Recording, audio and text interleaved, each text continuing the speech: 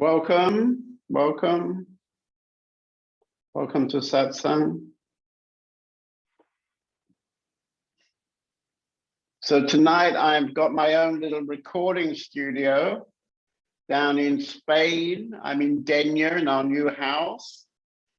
And I'm supported by Kiran. He'll be maybe running in and out because the internet is not so stable at the moment. And he's also supported, of course, by Om, as always. I hardly know where to start tonight because there are so many exciting things. As you may know, I'm here to buy the house.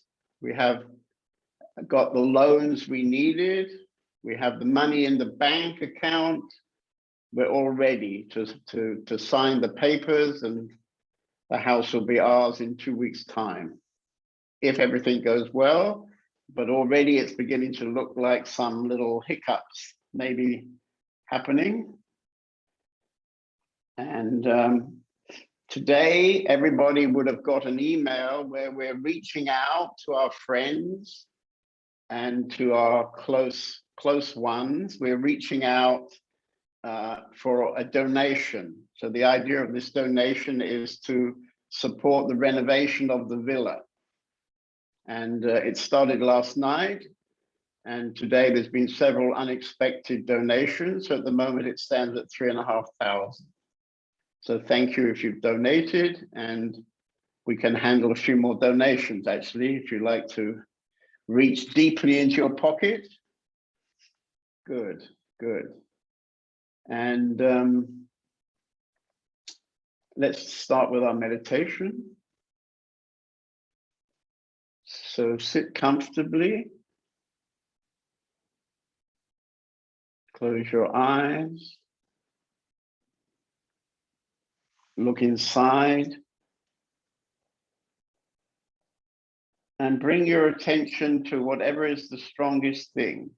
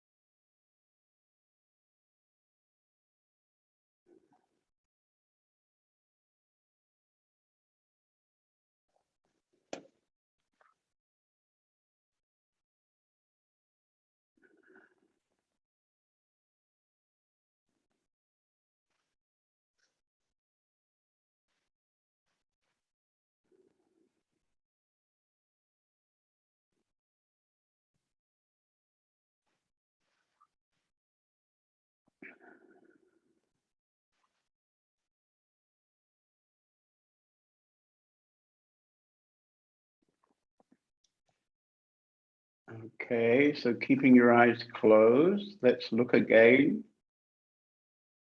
And once again, bring our attention to whatever is the strongest thing that's happening inside.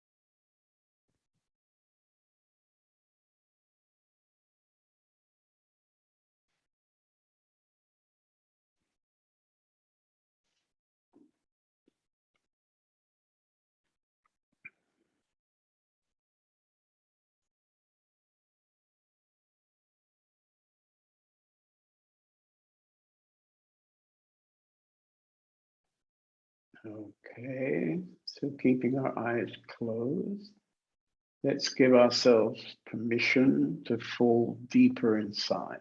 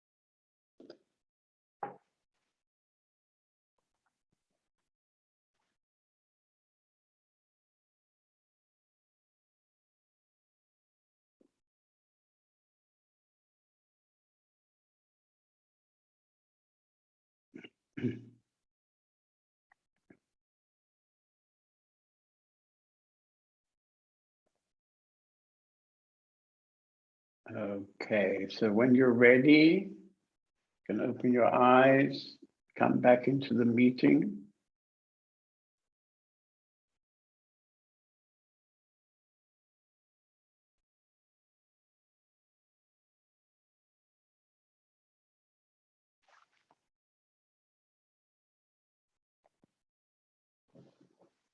Okay, so I'm going to invite Tobias to share what happened for him. Most of you probably know that he's our latest resident. He moved into the community 2 days ago. So he's our new boy. Would you like to share something? Yes. Can you hear me? Yes, yes. I can see you and hear you.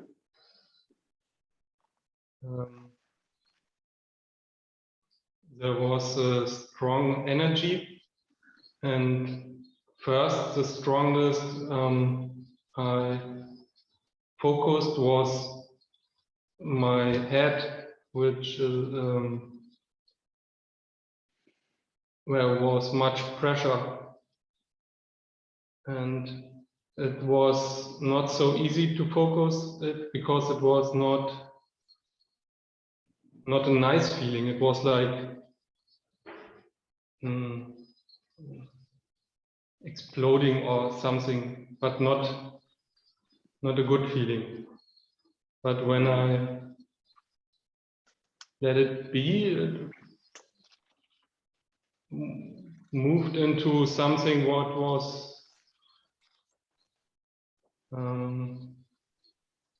okay or energetic.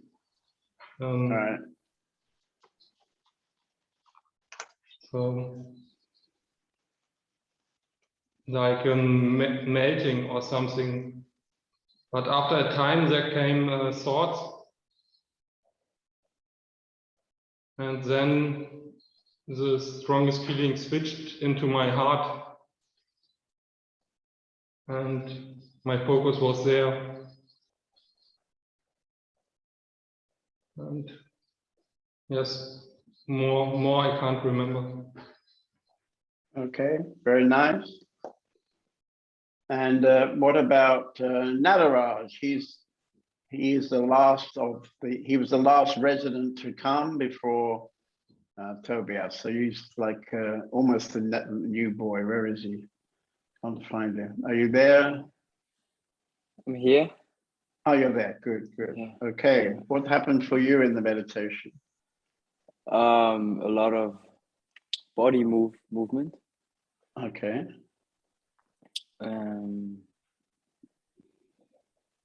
Yeah. Other than that, a lot of energy coming up through here and out. I don't know if everybody knows, but if you like to look on my blog, about 3 or 4 blogs down, you'll find a beautiful poem from Nataraj. He's been having a series of glimpses, and in one of those glimpses, he wrote a poem. So I recommend you to look at his poem.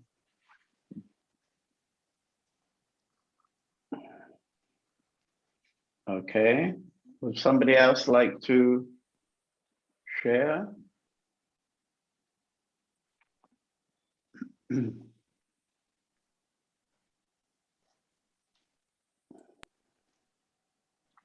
Yeah, I had immediately quite a deep falling in the meditation.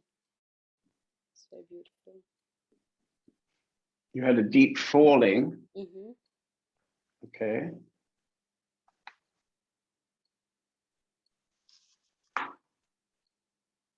Is that all right? Yeah, it's very beautiful. Okay, nice. Okay, somebody else? Just got a bunch more people here, I think. 1, 2, 3, 4, 5. 1, 2, 3, 4. We're up to about 26 people now. Okay. Turia, you haven't spoken for a while. Would you like to share something? Yes, I simply feel very quiet, and my body is kind of heavy in the chair, relaxed. Yeah. Okay. She just traveled back to Denia with Indira, Lavanya, and myself. So she's sitting comfortably in Spain, where the sun has been shining all day, but now it's rather cold. Okay, good. Somebody else like to share? Maybe another guest?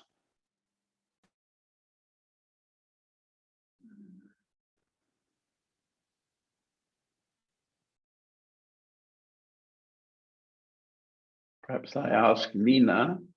Do we have Lavanya? Are you there, Lavanya? I don't see you, but is Lavanya there?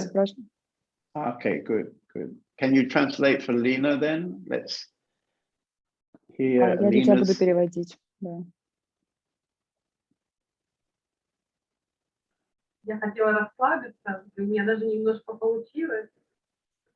I wanted to relax a bit, and I would say that I tried and it worked. Пришла тишина, It was quiet, но потом звуки за моей спиной. but some sounds just in the next room. Не дали мне полностью расслабиться и погрузиться в тишину. It's distracted me, and it's also from the quietness. Distracted me from the quietness. Okay. Okay, good. So, Хорошо. so I'd like to show you my latest book. I'm not sure, can you see this? This arrived yesterday from Amazon. So this is an enormous book. Look how thick it is. It's about 4 kgs. Okay, and this is like an ancient Bible. So this is this famous text which I've been reading from, and I'm going to read from again tonight. And this is called self-realization. Self-realization. Aham Sparana. And when you open up this book, it's every page is doubled, just like one of those ancient Bibles. Do you see? I don't know if you can see it. And there's no spaces. It's solid text for 2,400 pages. Very thin paper. And as I say, it weighs 4 kgs. And this just arrived yesterday. So it's all very exciting. A lot is happening. We have contact now with the man behind this manuscript. So I just today invited him to come and talk to us in the Indian retreat. So if you haven't booked your place, you better hurry up. We've already got, we're already 2/3 full, 19 people have signed up. So I'd like to read you a little tiny bit from this book, and it's kind of setting the scene. So this is a Western man in 1936. So this was a few years after Paul Brunton, who'd been to visit Bhagwan. It's a few years after he published a book about India, in which he'd been traveling through India to find his guru, and he was about to leave on a ship from Bombay when somebody told him, you must go and see Ramana Maharshi. And he came to Arunachala and met Ramana and was so touched that Ramana became his guru, and he wrote very beautifully about him in this book. And that brought many Western people there to visit Ramana. And this is one of those Western people. Time and again, I've observed that the Maharishi's emphasis that realization was more the result of Guru's grace rather than anything else. I'd been in despair of ever getting the Maharishi alone. It is hard to unburden the soul before a crowd. So by 1936, there were a lot of people visiting. Before that book, it had been pretty quiet actually, but from the publication of that book, many Westerners, but also many Indians were visiting him. One morning, I resolutely made my way into the hall a few hours earlier than usual and found him there unattended, emanating his usual wonderful stillness. I asked quietly if I might talk with him.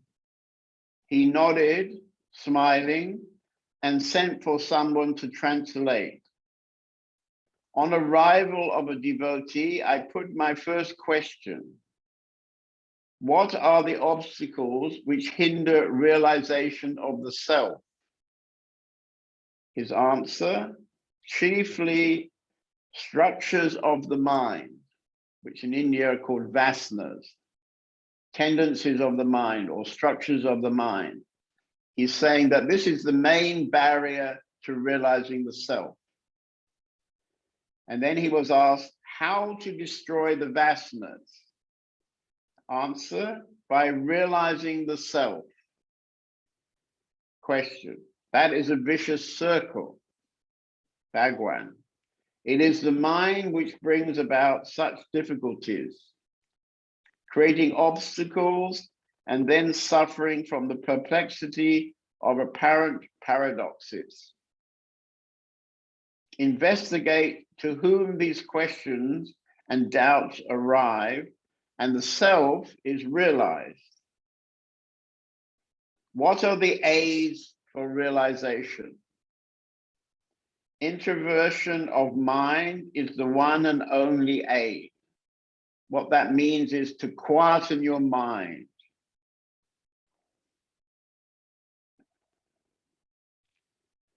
How can I achieve this introversion? How can I achieve a quiet mind? By preventing the mind from straying out after thoughts, desires, and imagined objects of sensory and intellectual perception. And then he was asking, if the world is a dream, am I making efforts to realize the self within a dream? Answer, yes. And then it goes on and it goes on. So it goes on for several pages actually, because when you could get a kind of alone space with Ramana, he was very available. He was very available. And there are many such dialogues in this book, which I would plan to make the core of the book that we're going to publish. I don't know whether I've announced it or not, but it's quite clear to me that it looks as if we're going to be the people who will bring out a selection from this huge book. In fact, today I had a direct email from the man who put out this book.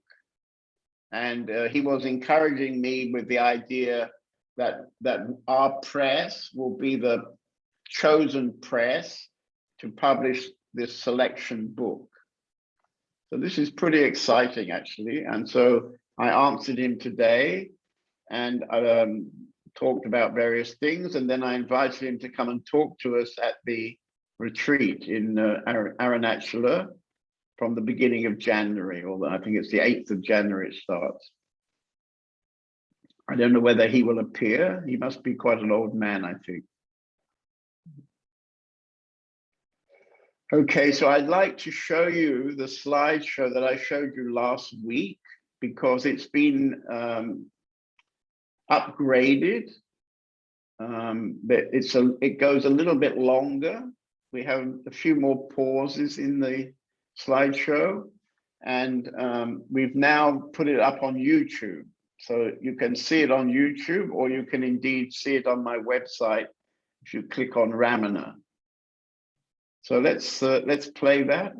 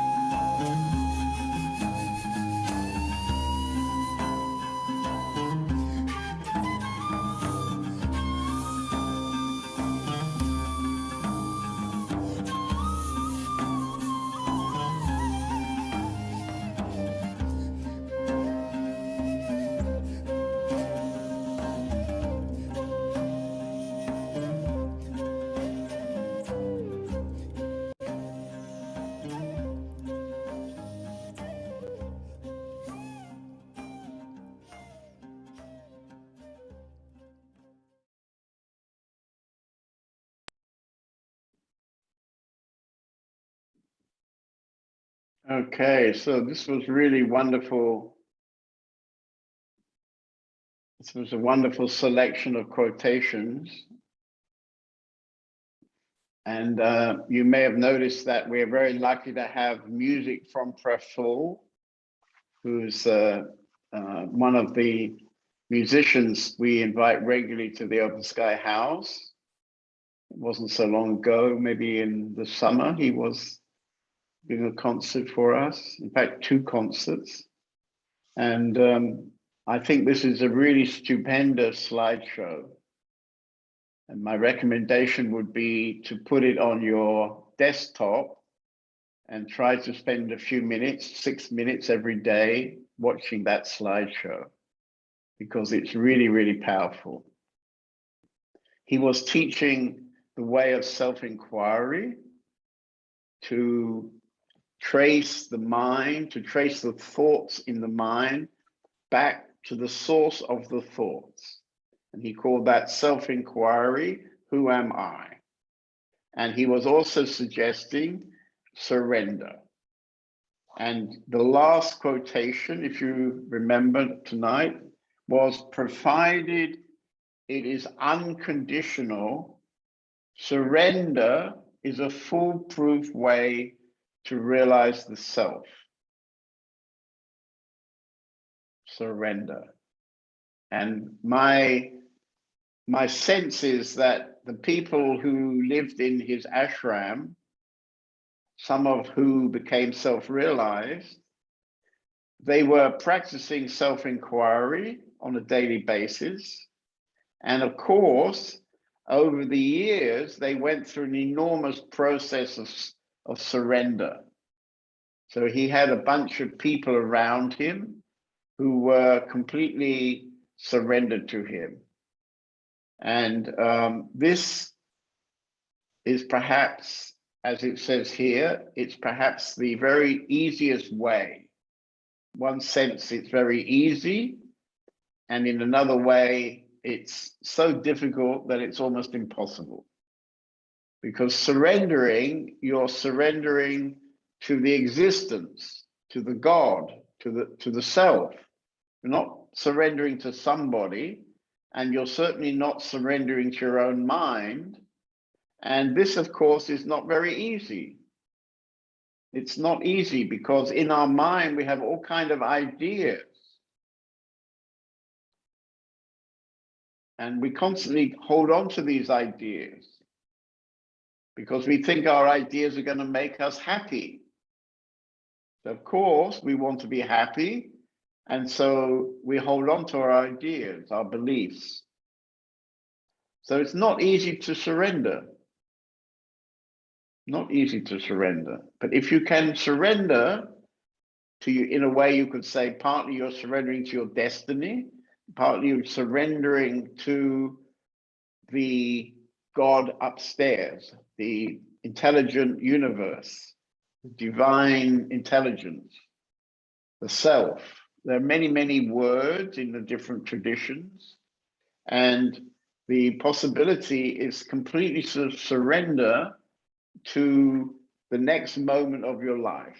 The next moment you simply say, yes, yes, yes. And of course, this is very confronting.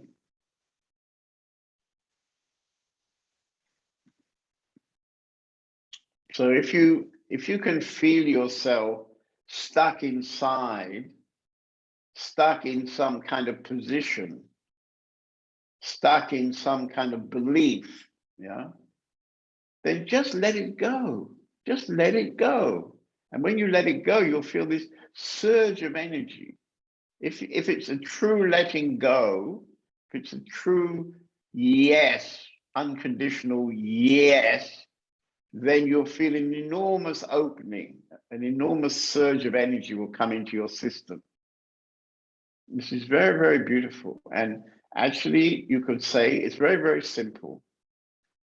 So I'd like to read a selection I made from this text about surrender. So Bhagwan was asked, what is the guarantee? You see, just in that moment, I start reading. What happens to Govinda? He gets up and goes out. You see? Yeah, now he's come back because I suggested he comes back, but he was off, you see? Okay. What is the guarantee that I shall realize the self if I surrender? Bhagwan says, you are missing the point of surrender. How so? He's asked. To surrender is to let go of everything without anticipating or expecting anything in return. It's not a deal. It's not a business deal. Letting go of everything also encompasses abandoning the aspiration to realize the self. Suppose you're holding a red hot iron ball. Okay, you've got this ball. Here we are, I've got my yellow thingy. You're holding it in the hand, yeah, red hot iron ball. Your hand is quivering in an unbearable pain, unbearable pain. Somebody suggests to you that you let go. Let go. Wow, this hot ball is burning my hand. Let go, somebody shouts. Let go. If your response is, what benefit will I obtain if I let go? Will not the other person wonder, poor fellow, the pain of holding that dreadful thing in his hand, has it addled his brain? That is how it is to me, having now listened to your question. Samsara, it means illusion, is intolerably painful. Why look for reasons to let go of it? If samsara still appears as being acceptable, no matter however remotely can he realize the self, one who does not see samsara as actually being the horribly, excruciatingly misery that it indeed really is, will he realize the self? Question. Suppose I surrender, yet fail to realize the self. What then? Bhagwan's answer, yes. That possibility is always there from the ego's point of view. Question. But just now you said, surrender is a foolproof way to realize the self. Bhagwan. What did the preceding words say? Surrender works only if it is unconditional. That means your mind must be genuinely reconciled to the possibility that anything can happen or not happen, including one's failure to realize the self. So, question. Success in realizing the self is made possible only if I wholeheartedly accept the possibility that I may fail to realize the self. Bhagwan. Such acceptance must be natural or genuine. For instance, it must not be self-imposed so that the condition for realization to be made possible, the mind ought to stand reconciled to the possibility that anything can happen or not happen, including one's failure to realize the self. Question. In the who am I path, if a thought occurs, one asks, to whom has this thought occurred? Likewise, in the surrender method, Bhagwan. In the initial stages, that means when you're first starting in this process of surrendering, you may counter worldly thoughts with the counter thought, this is God's business. Since I've surrendered all to him, what reason have I to involve myself in it? As one's mind ripens, however, the need to achieve subjection, power over thought by using other thoughts gradually tapers off. As soon as a thought arises, it is directly reined in, be it surrender or self-inquiry. In either case, the purpose of the practice is only to arrest further development of the thought, and the mind should be returned to its native state of pure subjective consciousness, sustained effortlessly and without will, as soon as the disciple observes that the mind has begun to depart from that state. Question: is surrender a means to overcome and vanquish the vasanas, thus resulting in realization? Yes, provided it is unconditional. Surrender is a foolproof way to realize the self. A foolproof way. So this is very, very beautiful. And of course, part of my job is to catch you when I can see that you're caught up in a vasana, a tendency of your mind, a structure of your mind, which doesn't allow you to surrender. Part of my work is that I need to point these out to you. And we have one very strong example of this. And that's a friend of ours called Raj. He's now in Tripelia. And before he went to Tripelia, he became the last man in the community not to be vaccinated. So he has very, very strong ideas about vaccination. He's become the world authority on not getting vaccinated. And he feels a lot of pressure about that. Yeah? And I was talking with him and I was saying to him, Raj, you know, in your case, you don't have really a medical reason to get vaccinated. You have a reason to do with your mind, because your mind is always creating a fear. And the latest fear is vaccination. So the best thing you can possibly do to surrender is go and get vaccinated. Just one jab, that will change your life. One jab, you see? He can't. And so now he's got a new fear. So now he has the fear that John David will send him out of the community because he's the last man vaccinated, not vaccinated, you see? And this is a lovely, lovely example of the nonsense of vasanas, of the mind, you see? Constantly, Raj has been living in our community for 15 years, constantly creating another fear, another fear, another fear. He has a very creative mind, creating fears for 15 years to prevent himself surrendering. And I'm using his only as an example because, of course, I could use many other examples in our community. Because the people that live in our community have the guts to expose themselves, to expose what's really going on inside them. So I can really appreciate that. Like tonight, as far as I can see, most of the people now on this meeting are from the community. Seems most of our guests have had enough, disappeared already.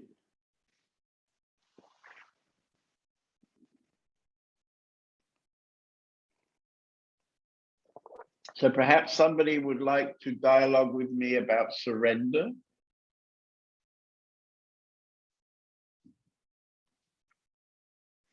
Any volunteers? If you can wave your hand, I'm not so good at seeing the little red hand, but if you wave your hand, we'll catch you immediately.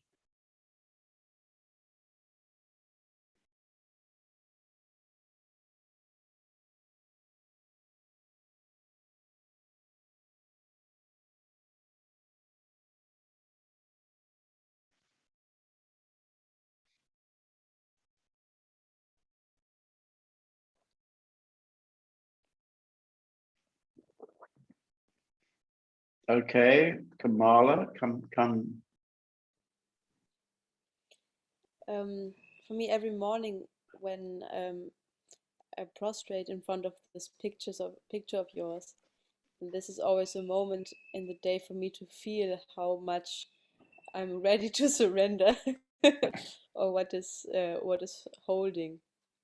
Right. Well, of course, the reality is it's very easy in that kind of situation to think that you're surrendering to John David, because that's not at all the reality. The reality is that you can see John David as representing a kind of gate, an open gate or an open door, an open window. So when you're surrendered to that image, you're surrendering to the whole existence, divine universe. And it's very important, of course, to check out if you are doing that, or indeed if you are creating a kind of authority issue. Because, of course, it's very easy to create an authority out of that kind of situation. I've just been talking this afternoon to Kiran, because he has a little bit of that going on with John David. And probably I blasted him a bit this afternoon. I don't know if he's recovered enough yet to speak about it. Would you like to speak about it, Kiran?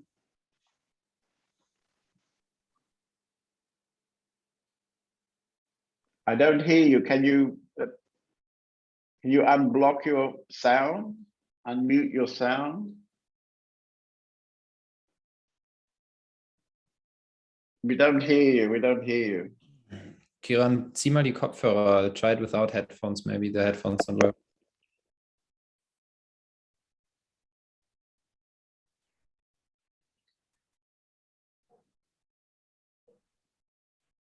Okay, we don't hear you.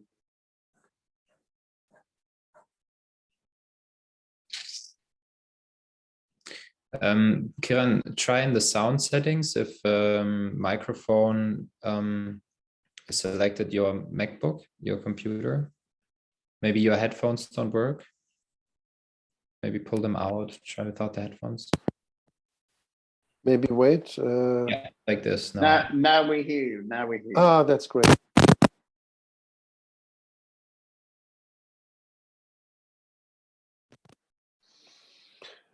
Yes.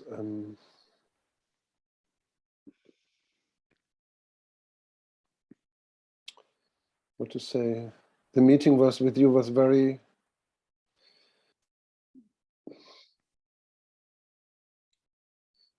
strong, positive sense. Yes,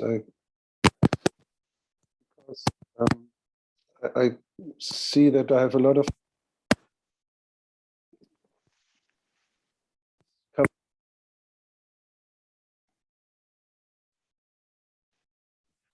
Kiran, your headphones have some kind of Wackelkontakt. Pull them out. Don't use the headphones. I pulled it out. Ah, okay. Okay. I could see that I have a lot of resistance, especially the last time, against you as an authority, and this very strong link to fear. And in the talk, I don't know, in a way I could be very open, and it felt quite empty, and there was no mind saying yes, but, and trying to defend myself. And it was just hitting at the right place in a way, and seeing that it's a lot about fear, and in a way to surrender, to let it go. I don't know where it comes from. There's no big reason for fear.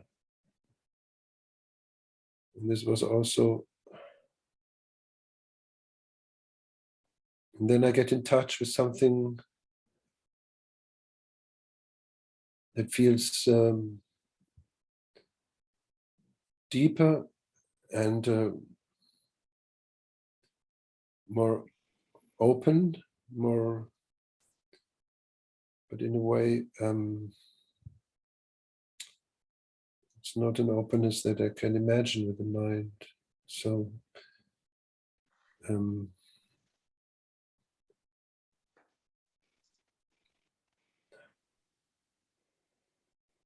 feels, I don't know, difficult to say, more real, more,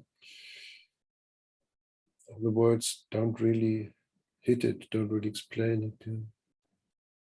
Feel. Yeah, I think it's important to realize that there are lots of things that can't be explained by words, yeah, by the mind. And I felt the mind is such a big obstacle, yeah. And in my case, it's a lot with, it always wants to distract and hide any kind of anything, yeah, any kind of emotion, anything that's inside. And it's creating this big authority thing, this like,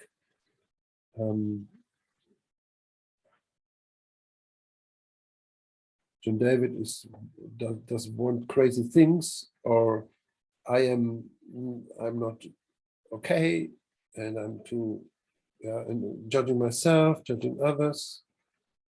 And this layer is hiding and distracting from something which is deeper, more,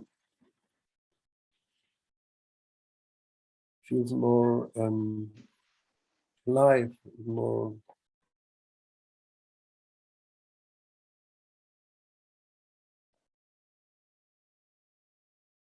So probably that's enough, you see. If you feel that lightness coming, then you're moving in the direction of surrender. You know? Surrender brings lightness, and resistance brings heaviness. Like right now, there's about 25 people, and maybe quite a few of those people are feeling themselves heavy. So those exactly are the people that find it very, very difficult to surrender. They are exactly the people who are creating some kind of resistance to this moment now on this Zoom meeting. Because actually now we're sitting together already for about an hour, and there's no reason to be heavy. There would be many reasons to feel light and expanded. So many of you, I'm sure, right now are feeling light and expanded because the energy of this meeting has brought us to this lightness. But also, I'm pretty sure there's a number of people in this meeting tonight who feel, in fact, a heaviness. And that is a very important sign for you to know that, in fact, your mind is in a resistance. Your mind is saying no, or it's saying maybe yes, but. But anyway, there is a kind of resistance going on. And when that happens, you have to try to become aware of the fact that it's happened, you know, and ask yourself, why this heaviness? Why this resistance? And then the invitation is to let go, to let that go. And when you let that, whatever it is, go, then, of course, it's very wonderful. I was giving you the example with Raj, for example.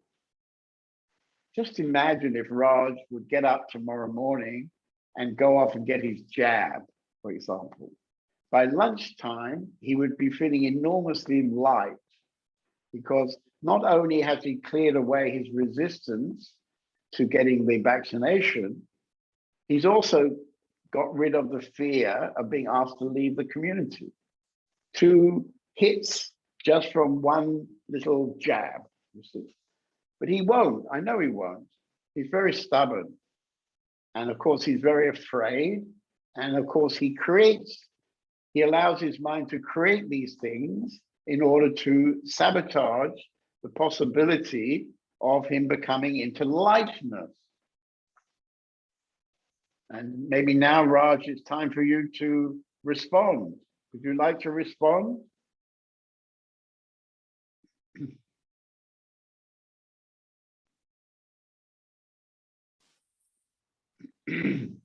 Here he is. Would you like to respond? Yes, I've been following. Okay. Yeah, I see it's difficult. I didn't feel, yeah.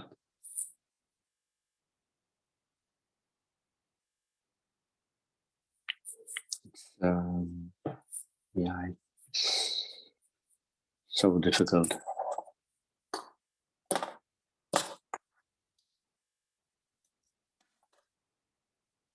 You have to see you're a very funny guy, because you have probably most of your life, you've had this wish to become free, to become light, to become expanded, to become enlightened, if you like, or to become self-realized. This has been a strong, motivating, core feeling inside Raj for the last 20 years. Is that right? Well, there was big suffering, yeah, and it didn't stop. But it still hasn't stopped, because now you constantly create some kind of sabotage so that you can't get rid of your suffering. I mean, the reality with this, I don't want to talk about vaccination for God's sake, but I mean, Yeah, millions of people, you know, I don't know exactly how many, maybe 2 billion people on this planet have been vaccinated. So there's no problem with vaccination. The problem is with your fear. And you create these fears in order to prevent yourself surrendering. And this latest fear that John David maybe sends me out of the community because I refuse to vaccinate, look how easily you can deal with that. But you won't. You'll keep thinking about this for maybe weeks, you see, and then you'll be able to find some other thing to be afraid of, and then you'll interfere with that. This is what your mind is doing. It's been doing it for 15 years. It's been doing it your whole life. And yes, maybe you had some particular problems when you were younger, which has led to this suffering, but it's absolutely irrelevant now.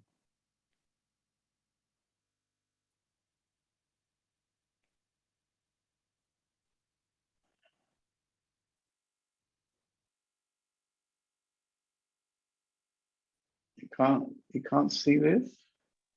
You can't see how your mind is tricking you?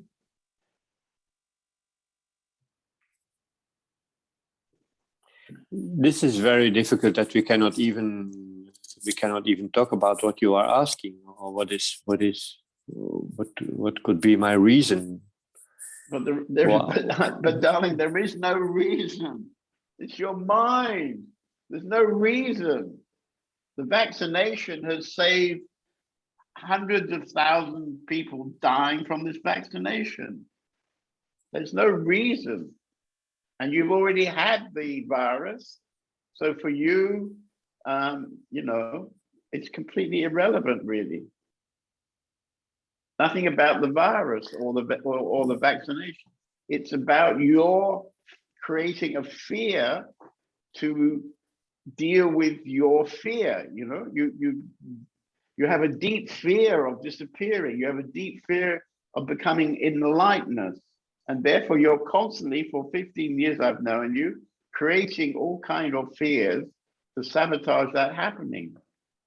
you'll never come into the light while you're trying to, I don't know, argue the pros and cons of getting vaccinated. Because it's completely mine. Can't you see this? I think I'm much more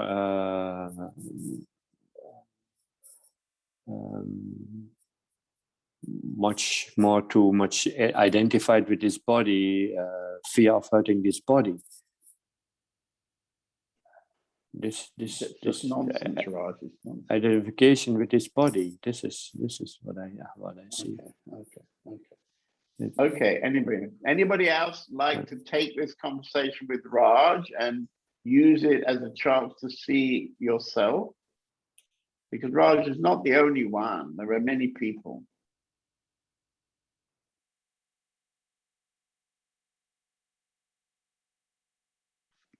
We lost a few more people in that conversation.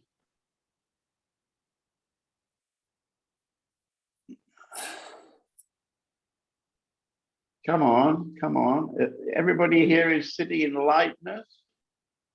Ah, there she is, Kashi, yes. Go ahead.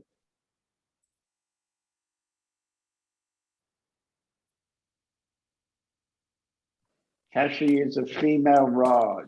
I was also very against the vaccination, and mentally I'm not convinced, but I was sitting with Parvati and Shakti, and they talked about it, but it was the energy what was there.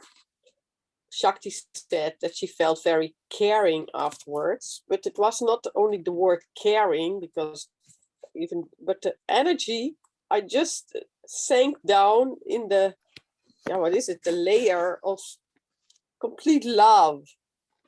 And it doesn't matter anymore. I could just think, okay, here's my arm, put a needle in it. And it was, all the talk was gone, and pro and contra, and that makes it easy to go, right to surrender. There was no mind anymore about it, right. But I can also feel, or think about such a corona pass, what is going on in the world. I know it is the mind, but I also know what is going on, because the corona pass is not about our health. It is about something bigger and what is going on. And then also the mind comes in. Right. Okay, that's pretty honest. Anybody else like to take this chance?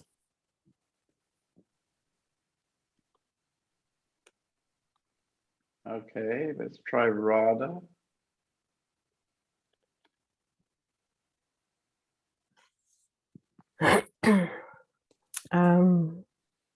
Of course, I also had my process in this, and also was not open in the beginning to vaccinate, and postponed it to get more clear. But then I also could see how much energy it takes just to deal with this only topic. So I could decide to fight against this, but basically this is how the world is today. So I can go on fighting and use my energy for this, or I can just surrender what's happening. Yeah. And after I went to the vaccination, I found my yellow book where all the vaccination is from beginning of my birth. I never looked in this book. Yeah, and I was completely shocked how many vaccinations I got in the first 7 years of my life, and I was saying, fuck, I mean, 1 or 2 more, it doesn't matter. Yeah, if I'm not died yet, why should I die from 1 or 2 more? Yeah. Right. And even when, and it's maybe my destiny, and it's, yeah, I mean, if I die on Corona, or if I get something from the vaccination, then it's maybe it's should be like this. Yeah. Yeah.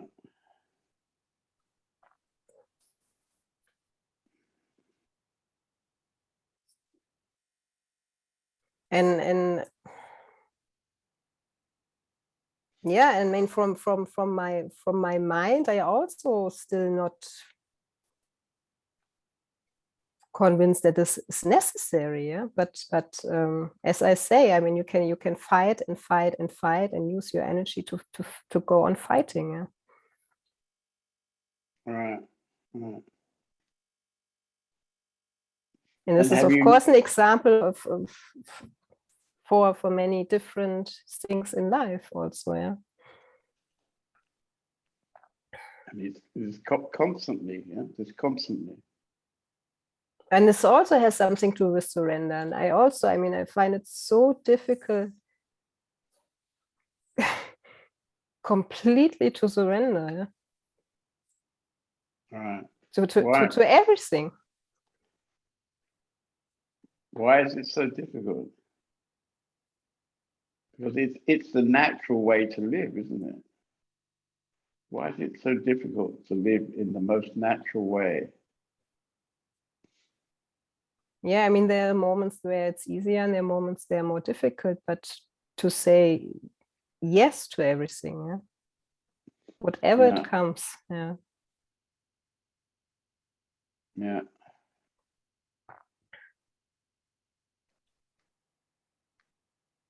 Because in the same time, it means you need to let go of everything.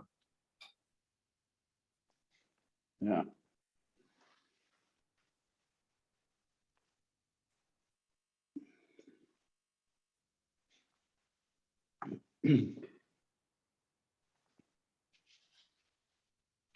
And this is also afraid. It makes you afraid because you let also go of what you know, or what you think you know.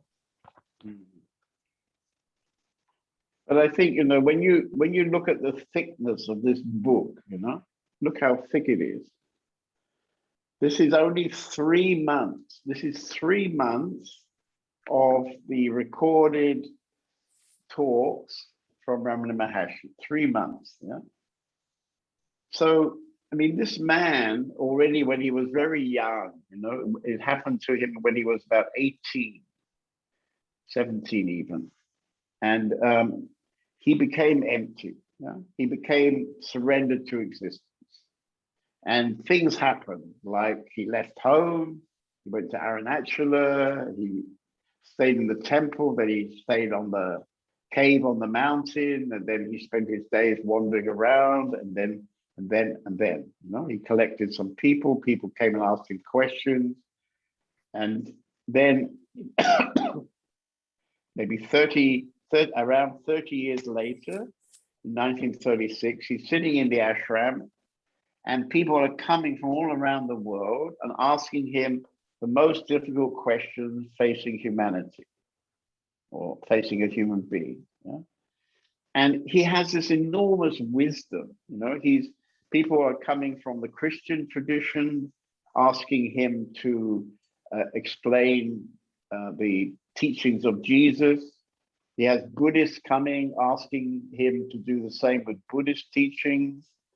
He's asked about Hindu, Sanskrit, and so on and so on and so on. So he sits there, and he's also even talking about nuclear science, about the splitting of the atom, because it was happening in those days, actually, that the scientists were, what do they call it? Is it splitting? I think splitting the atom. Yeah? They were breaking it into smaller and smaller pieces. And they were always finding a little bit of something and a lot of nothing. Then they break this little bit of something and they find again something a little bit less plus a lot of nothing. And this was going on year by year with the scientists. You know? And he could also talk about that. So where does this enormous wisdom come from? He was not traveling the world. He was sitting basically on this mountain in the south of India. And in the days that he was there, the town where this mountain is, Tiruvannamalai, was a very simple town. And his ashram was very, very simple. It was like a kind of jungle hermitage, you know, jungle. It was, you know, the buildings were made of bamboo and, you know, not that many people there and so on and so on. Yeah? So where the hell did he get all that wisdom? You know, look at this huge book, 3 months of his wisdom. Where does it all come from? It's clearly not something that could come from him personally. It can only come through him, from the divine intelligence. So the divine intelligence is talking through the body of Ramana Maharshi, who sits on the couch for his whole life, or sits on the mountain, let's say, his whole life. But he can always talk, he always knows. So the fear of surrender is somehow the fear to give up all the things we think we know. You see?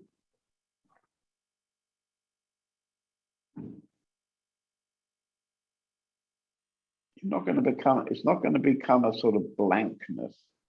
Surrender doesn't create a kind of blankness. Not at all. The opposite. You suddenly can connect to this enormous fund of intelligence, of wisdom, which can then guide you from moment to moment in your life.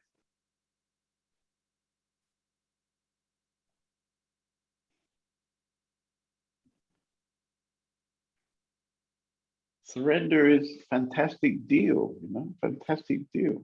Just surrender, just stop all the stuff inside.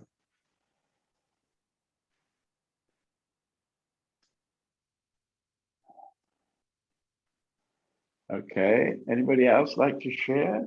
We'll be probably stopping in a minute.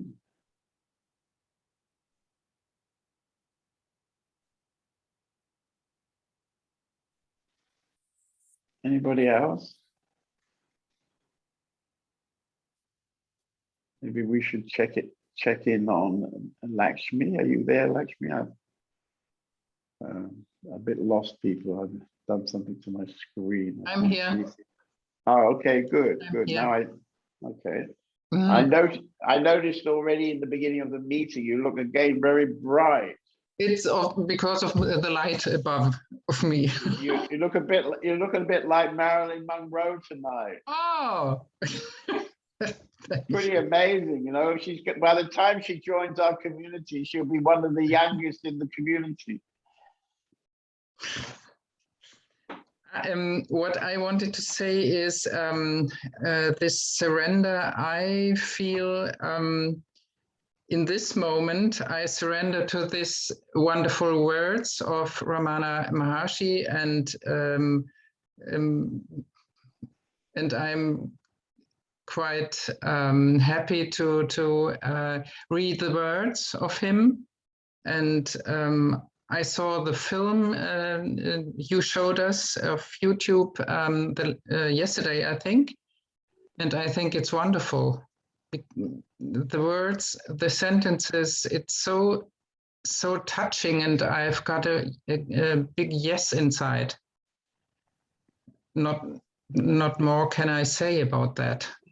That's why you look like Marilyn Monroe, because you've got a big yes inside. Yeah, maybe.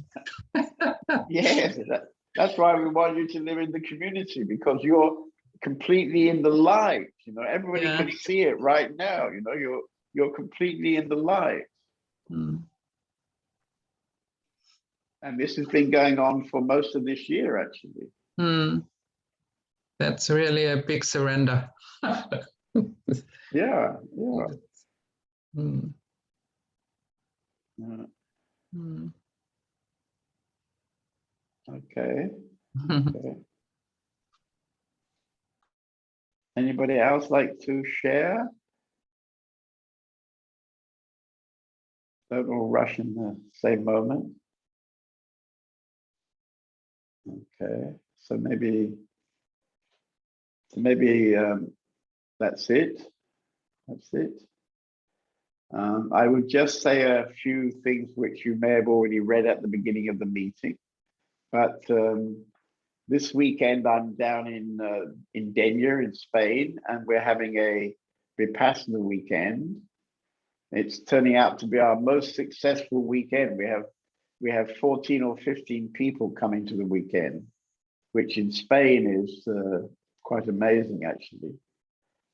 So the Vipassana weekends, both in Hitov and Denia, have been very popular this year.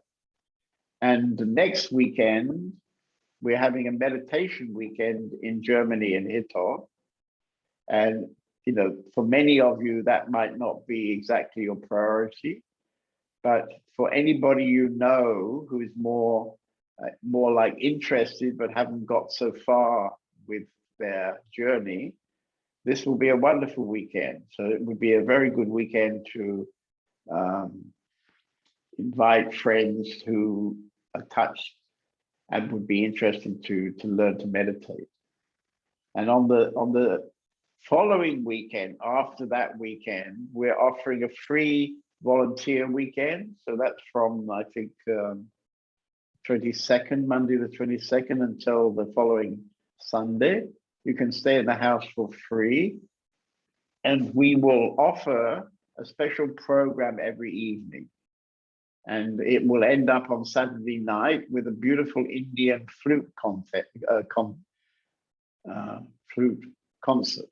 we're having a concert. And the man is from India and he's touring around in Europe and he's very good. So we're very lucky to have his concert.